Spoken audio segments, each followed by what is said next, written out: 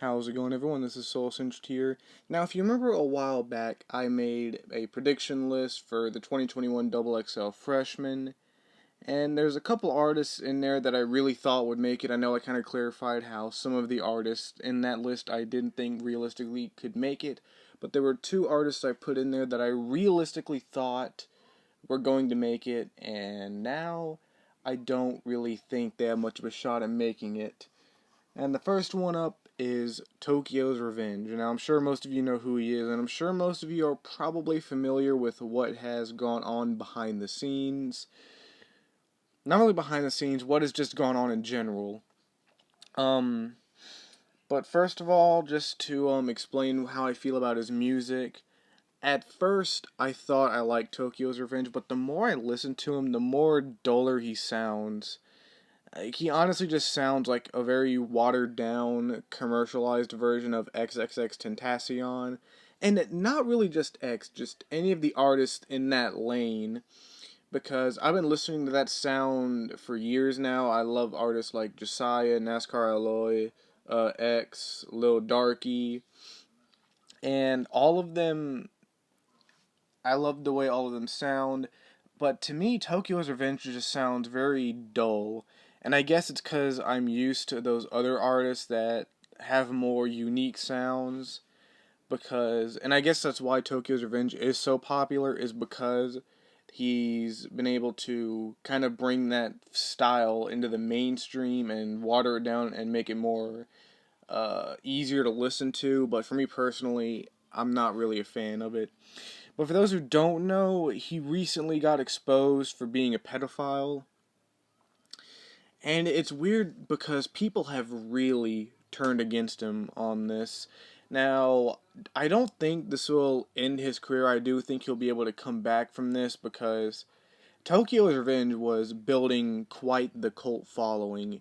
He was really getting a good following. It was to the point where you couldn't really say anything bad about him without getting a lot of backlash. Similar to an art to like Tom McDonald. You know, Tom McDonald has such a cult following that if you come out saying anything bad about him, his fans will eat you alive. And that's where Tokyo's Revenge was headed until this happened. Now, in relation to Double XL, we all know that Double XL likes to avoid any controversial artists. It's like 6 9 realistically should have been on the 2018 list, but wasn't because of all the controversy surrounding his name. And then Lil Xan has come out and exposed Double XL. He claims that he actually was on the 2018 list, but once the Tupac comments came out, he just kind of vanished off the list. And Double XL is a company. They want to have the biggest names that will make them the most money, and they don't want to get in trouble. So it only makes sense that they will avoid these controversial artists.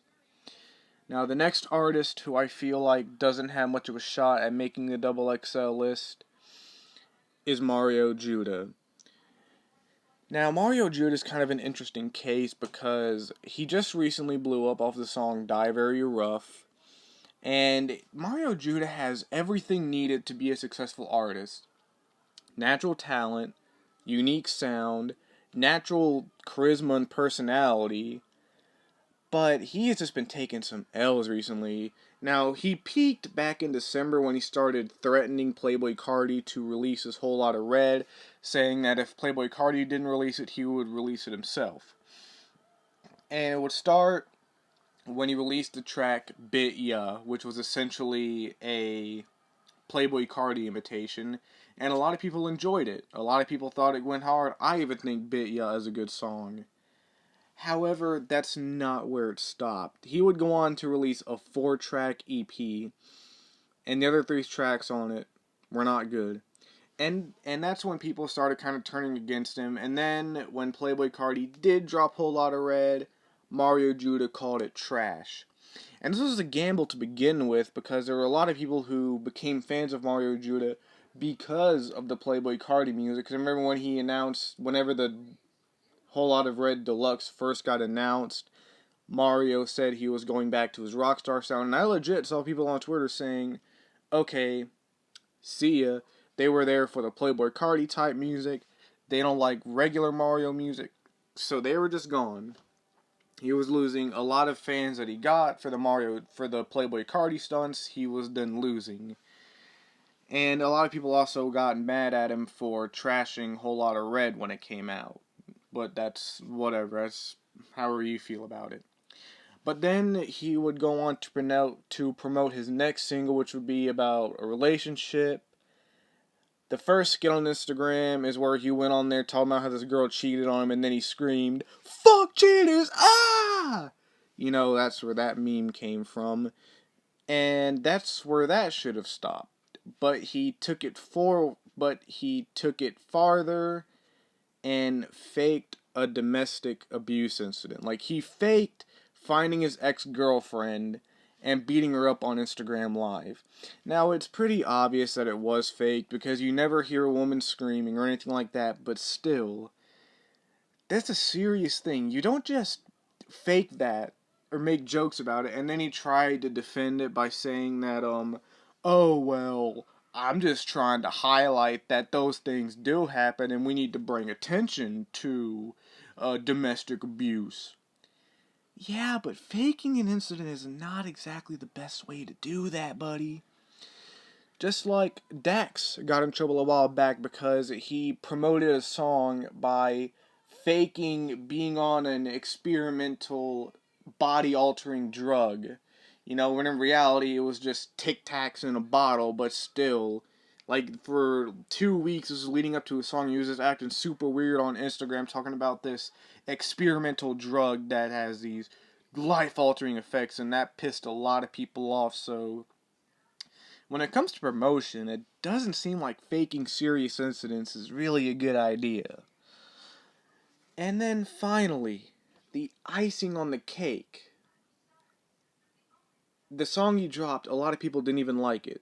It was the song I Cannot Love You. I thought it was okay. Yes, the mix is off, but I thought the track was decent. And he's released one track since then, and my god, is it terrible. I honestly feel like Mario Judah at this point is trying to play into all the memes that people were making about him making rock, rap type music, because all you have to do is just listen to the chorus of his latest track. In fact, I'll play you a little clip of it so you can see how corny and generic it sounds. Nights we rock. It's time to rock. It's time to rock. It's time to rock. Yeah. So it looks like he's kind of trying to play into the rock star memes, which I've never seen a memed artist have a successful career. Just look at how big 645AR got off of Florida Trap for being a meme. And look where he's at now.